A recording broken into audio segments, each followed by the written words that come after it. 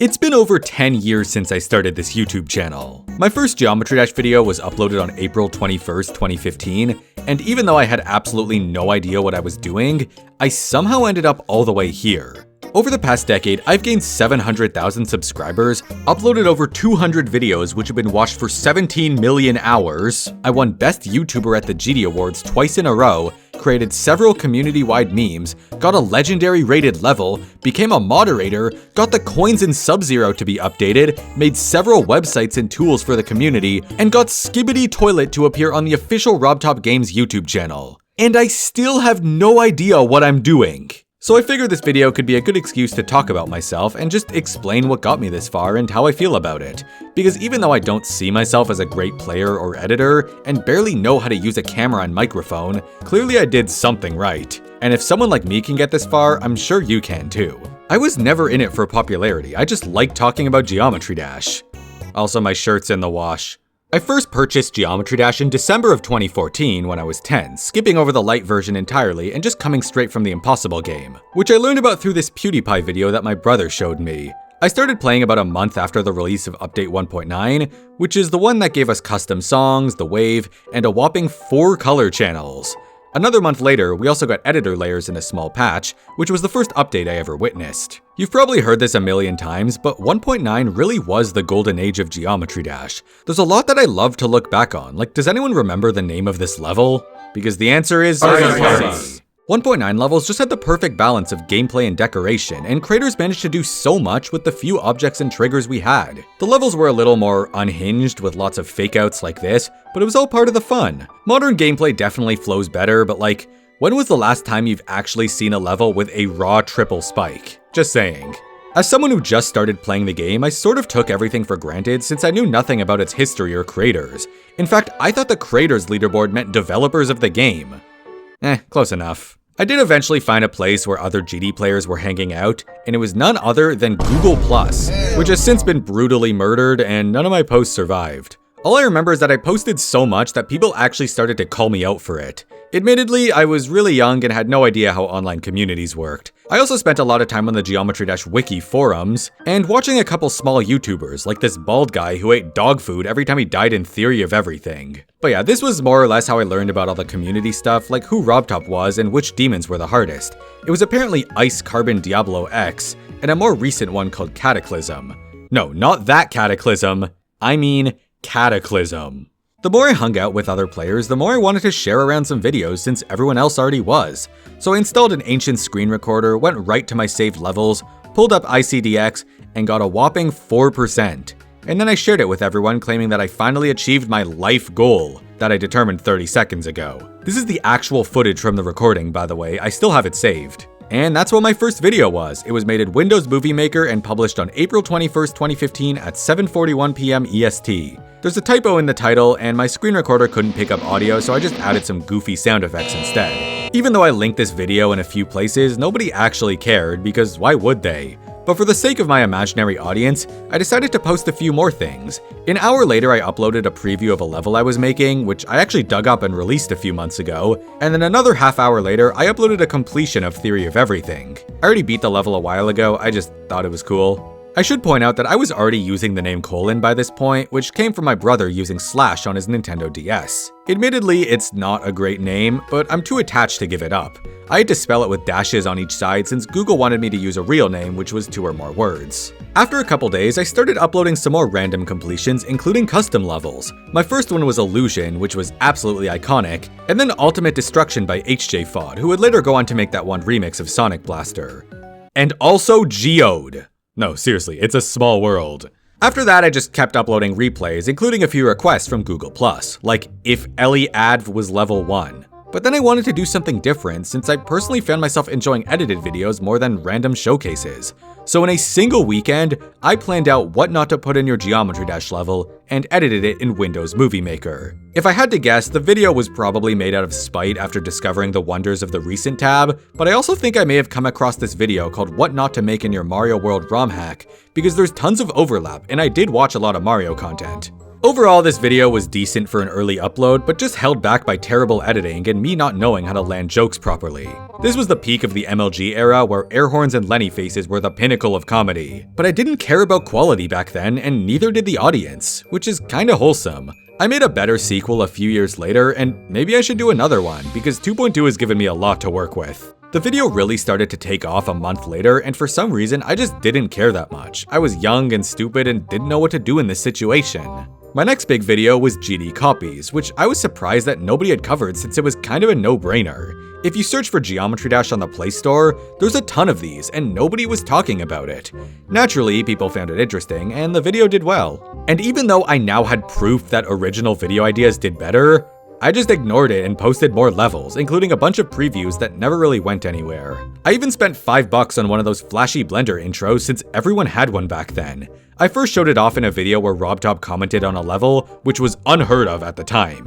Either way, I hit 100 subscribers in June, a little under 2 months after I started the channel, then 1,000 a month later thanks to those edited videos. Even after Update 2.0 finally came out, I just kept at it. There was a brief moment where I changed my icon from the creeper to this crate, but then I beat Theory of Everything 2 and immediately switched it to this guy, who I kind of fell in love with after seeing it in this RobTop upload. Fast forward to 4,000 subscribers and I posted GD Copies 2 to celebrate the occasion. So clearly I knew what people wanted to watch, but instead of capitalizing off that, I just posted the 100th showcase of Mr. Gone.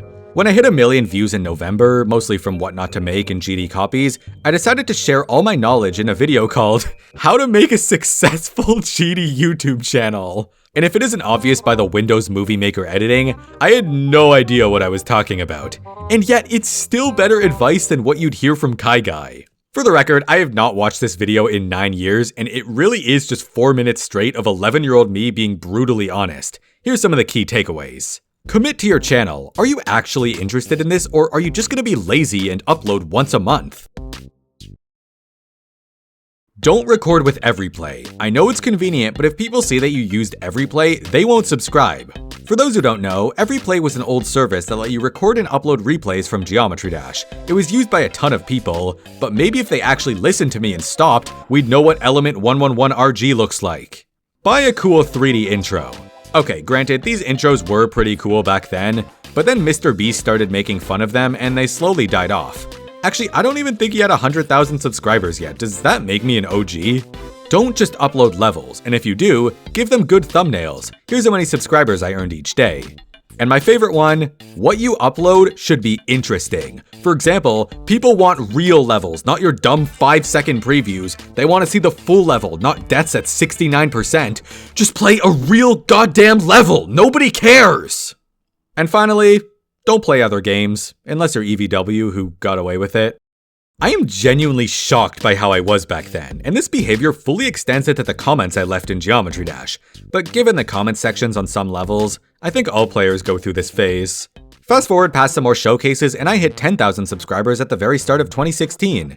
In the meantime, I was getting decent at making levels, though my style was always kind of unconventional. For April Fools, I thought it'd be funny to upload a Minecraft video since the game was cringe back then, and in the process I accidentally got my channel stuck with the name :PlaysMC. And since I was 12 years old, I had a total meltdown when it happened. But somehow I actually ended up bypassing the channel name cooldown and successfully changed it back to :. Actually, I changed it to GD:. This is around the time that my channel turned 1 year old, and when the summer came around, I'm not entirely sure why, but I stopped uploading videos of levels. My final one was Reminiscence by Echonox. I guess it just started to feel like a chore compared to the more creative videos which performed better and were way more fun to make. So I started posting tutorials, lists, more GD copies, and not gonna lie, it was awesome. My motivation was at an all-time high, and I kept coming up with silly new video ideas that would be fully edited and uploaded within a day or two. I even got my first creator point by blatantly ripping off RobTop's old Newgrounds game, and I remember running around the schoolyard super excited about it. After turning 13, I also joined Discord, which allowed me to actually make some online friends like Wizardly, who's gone, VFG, who's gone, Jaden, who's gone, and Juniper, okay, Juniper's still around. But it was really great getting to hang out with some people who inspired me just as much as I inspired them. I was becoming relevant. What followed that was the Orange Room arc. Don't ask why Putt-Putt was there, it was an inside joke. And also Dunsparce if you happen to remember him, he was a real one. The funniest part is that I wasn't even using the official texture for my icon, and the colors aren't even accurate. But by some coincidence, this exact shade of gray was added in 2.2, but you will not catch me using it. I know this room is objectively super cringe, but I kind of envy the fact that I didn't care, and neither did anybody else. I was actually giving my channel personality for once, which meant that maybe people would watch my videos because they liked me as a person and not just the ideas I put out. Eventually, I even stopped using text-to-speech and revealed my voice, with my first sentence being spoken after failing the timed quest on a live stream of Master Game by Serpunge. I was there. No. Okay, we don't need to hear any more of that. But this opened up the gateway to what I'd consider the point where my channel actually became good. Even though I was only 13, I kind of figured out that if I just uploaded what I personally wanted to watch, the videos would do well and I would be proud of them too. I began talking through my icon and making some expressions for it. I started making those punctuation levels, my videos started being genuinely funny, I pioneered recent tab bingo, and it was just a good time. Obviously, uploads were now a bit less frequent since my standards went up, but I could still make a full video from scratch in just a day or two, and I had the motivation to do it. And what better way to top this golden age off with the smashing success of GD Copy 6 and What Not to Put in Your Level version 2. It was a great video, but the quality looked like this due to a rendering mistake, so I took it down and re-uploaded the fixed version. And by some miracle, that one did just as well, and it still sits as the most viewed video on my channel, right next to 2 other videos that I also posted during that era. I think this means I fell off. Either way, I feel bad for the people who came across my newer videos and then click on an old one only to hear, "Before I start the video, I just want to shamelessly announce that..." Oh, and shout out to anyone who remembers my Just Shapes and Beats playthrough. This was like the one time I got away with uploading something other than Geometry Dash, probably because the Venn diagram for the 2 fan bases is a circle. It's also proof that I suck at scripted content because I was so focused on commentary that I forgot to actually pay attention and dodge. Anyways, it's still a great game. I absolutely love how it tells its story and teaches everything without any text. I was also still making levels now and then, but they were growing increasingly gimmicky since I felt I didn't know how to decorate an actual level. As a programmer, I was more into recreating existing games, which I now realize is extremely lazy and unoriginal, but at the same time, this recreation of Rhythm Doctor led to a domino effect that resulted in me being hired as a developer for the actual game. So you should go play it. I made the Beans level, and there's even cooler ones on the way. I really did drop non-stop bangers that year, so it's no surprise that I quickly flew up to 100,000 subscribers where I finally revealed my face. I was 15 and I don't even look that different.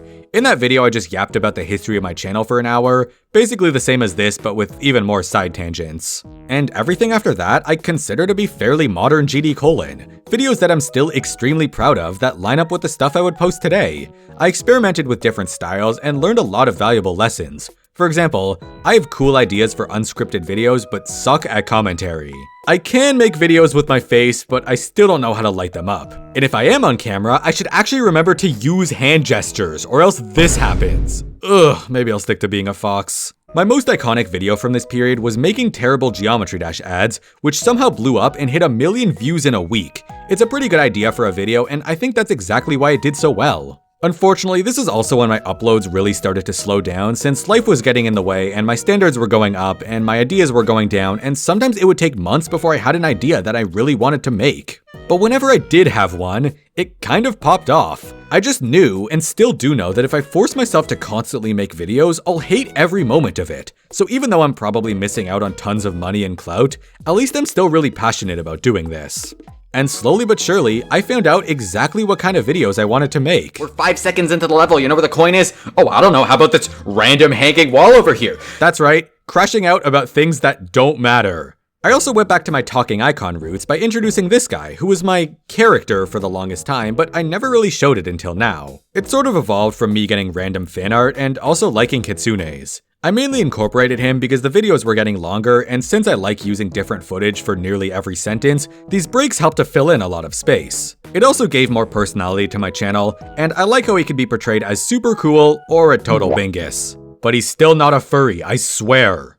These past few years are when I realized how much I love sharing useless knowledge with the community and talking about stuff from a game design perspective. So that's what I primarily do now, and I love it. The Sub-Zero coin video was always meant to be a joke, even though I genuinely did think they were pathetic, but I just so happened to post the video while RobTop was updating Sub-Zero anyways, and the rest is history. All these years later, I still can't get over the fact that this many people are interested in hearing all the stuff I have to say. It's like selling out an auditorium because everyone wanted to hear me talk about the third spike of stereo madness. I've said it 100 times, it is so cool that I can spark these kinds of discussions in the community and get people thinking about stuff they've never looked that deep into, whether they actually matter or not. It also leads to some great memes, but like, seriously, the spider part could have at least been moved to the one later in the level. Ever since 2.2, I've also been playing the game a lot more often. I love checking out all the newly rated levels and especially browsing through platformers where people essentially get to make their own games in a super chill and supportive environment. Well, most of the time. As far as demons go, my current hardest is Windy Landscape, which I beat back in November. I know that 10 years to beat an insane demon is pretty slow, but I only started making an effort fairly recently. 2 years ago, my hardest demon was still Decode. But the most recent development in this whole journey is that I became a moderator a few weeks ago. It's a massive honor, and I've already come across so many awesome unrated levels that I'm glad I can support by sending. I'm still trying to figure out the best system for taking requests when my channel is this big, but I promise that I'm keeping a close eye on the community and doing my best to look out for all the creators. So, what comes next? Honestly, I don't know, and I never have. The best answer I can give is whatever I feel like making. Fortunately, I've got some awesome ideas planned, and I hope you all like them. Plus, I'm constantly collaborating with other YouTubers, so keep your eyes peeled and show your support towards them. It'll forever feel weird that I'm seen as this huge popular creator, so I try not to let it get to my head. And I know that I'm nowhere near the fastest growing Geometry Dash channel on YouTube. In fact, I'm still far from 1 million subscribers, feel free to change that. But the gradual increase in my sub count makes everything feel a lot more genuine. If you want to make it this far, my honest advice is to just make what you would personally want to watch. Try to come up with interesting ideas that set yourself apart from other channels, so people have a reason to check out yours. And thankfully, Geometry Dash gives you a lot to work with. You can play demons, build stuff, attempt challenges, make hour-long essays, and 2.2 has even given us mods like Globed. There's always something new to bring to the table, and the community is still small enough that it's not overrun with competition like Minecraft or Roblox. Just make stuff, enjoy it, and know that if you sell your soul to shorts, you'll be left empty inside. Thank you so much for hanging around this past decade, whether you've been here since 1.9 or just found this channel yesterday. I didn't get this far because I like Geometry Dash, but rather because you all do as well. It still feels like such a niche game, and yet everyone's heard of it. Thank you to RobTop and the moderators for maintaining this game for so long, the creators who actually provide content for it, the YouTubers, modders, top players, and really everyone who's made this community into what it is today. And also Hatsune Miku, I couldn't have done it without her. I've learned a lot over these 10 years, from the inner workings of the game to the kinds of content that may have done more harm than good. It's all led me to where I am now, and as long as I'm still playing this Square game, I'll still be around. I hope to keep this up for as long as I can since it's been super meaningful and, more importantly, fun. Maybe I'll be looking back on this video when 20 years roll around, and if that's the case, I really hope Explorer's finally released, because I already know that'll be a banger video. Also, here's 5% on ICDX.